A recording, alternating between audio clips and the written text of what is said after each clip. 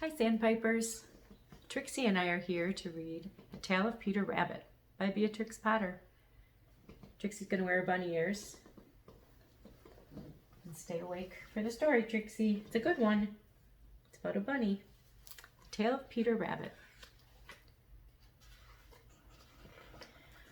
Once upon a time, there were 4 little rabbits, and their names were Flopsy, Mopsy, Cottontail, and Peter, and they lived with their mother in a sandbank underneath the root of a very big fir tree.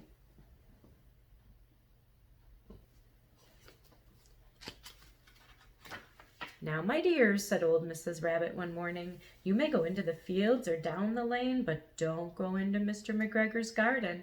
Your father had an accident there and was put in a pie by Mrs. McGregor."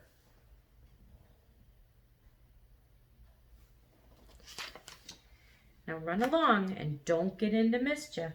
I am going out."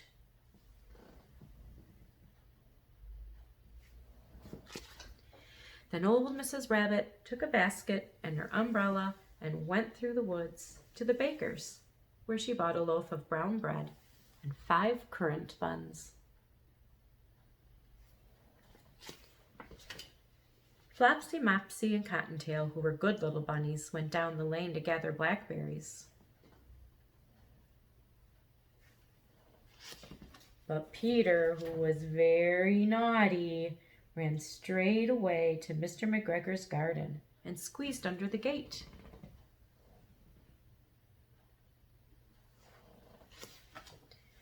First he ate some lettuces and some French green beans, and then he ate some radishes.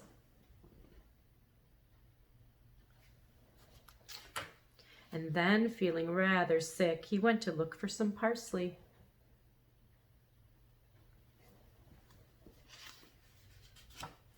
But round the end of the cucumber frame, who should he meet but Mr. McGregor?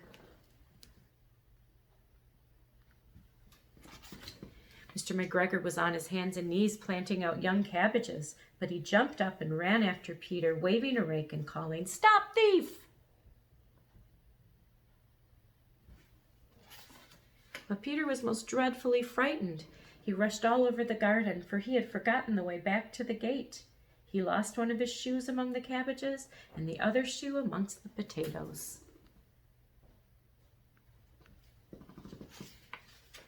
After losing them, he ran on 4 legs and went faster, so that I think he might have gotten away altogether if he had not unfortunately run into a gooseberry net and got caught by the large buttons on his new jacket. It was a blue jacket with brass buttons, quite new.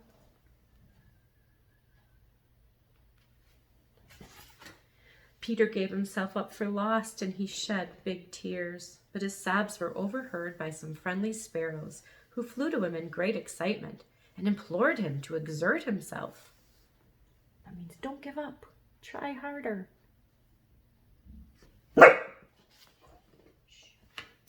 Mr. McGregor came up with a sieve, which he intended to pop upon the top of Peter, but Peter wriggled out just in time, leaving his jacket behind him.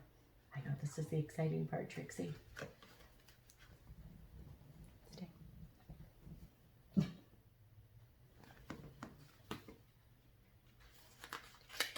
And he rushed to the tool shed and jumped into a can. It would have been a beautiful thing to hide in if it had not had so much water in it. No. Stay. It's almost over. Oh, your ears. Oh dear. Mr. McGregor was quite sure that Peter was somewhere in the tool shed, perhaps hidden underneath a flower pot. He began to turn them carefully, looking under each. Presently, Peter sneezed. Kerchoo! In no time at all, Mr. McGregor was after him.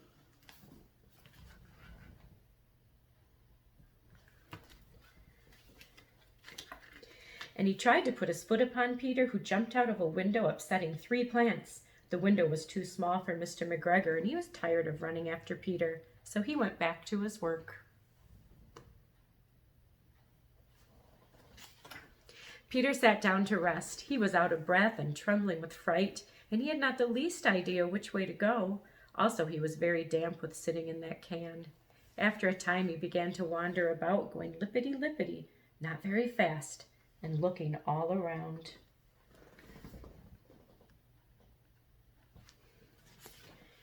He found a door in a wall, but it was locked, and there was no room for a fat little rabbit to squeeze underneath. An old mouse was running in and out over the stone doorstep, carrying peas and beans to her family in the wood. Peter asked her the way to the gate, but she had a large pea in her mouth, and she couldn't answer. She only shook her head at him, and Peter began to cry.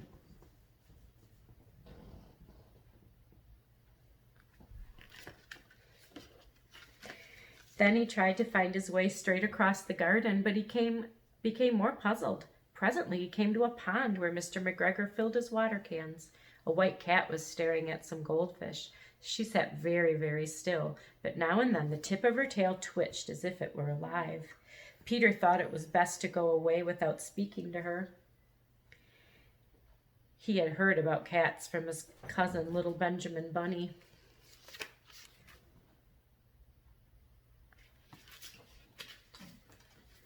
He went back toward the tool shed, but suddenly, quite close to him, he heard the noise of a hoe. Scritch, scratch, scratch, scritch. Peter scuttered underneath the bushes, but presently nothing happened. He came out and climbed upon a wheelbarrow and peeped over. The first thing he saw was Mr. McGregor hoeing onions. His back was turned toward Peter, and beyond him was the gate.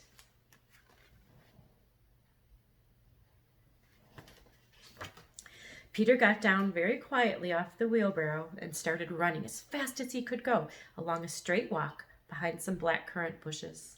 Mr. McGregor caught sight of him at the corner, but Peter didn't care. He slipped underneath the gate and was safe at last in the woods outside the garden. You made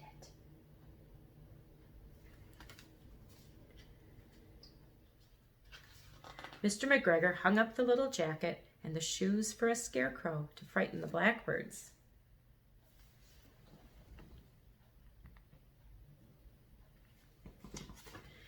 Peter never stopped running or looked behind him until he got home to the big fir tree. He was so tired that he flopped down upon the nice soft sand on the floor of the rabbit hole and shut his eyes. His mother was busy cooking, and she wondered what he had done with his clothes. It was the second little jacket and pair of shoes that Peter had lost in a fortnight.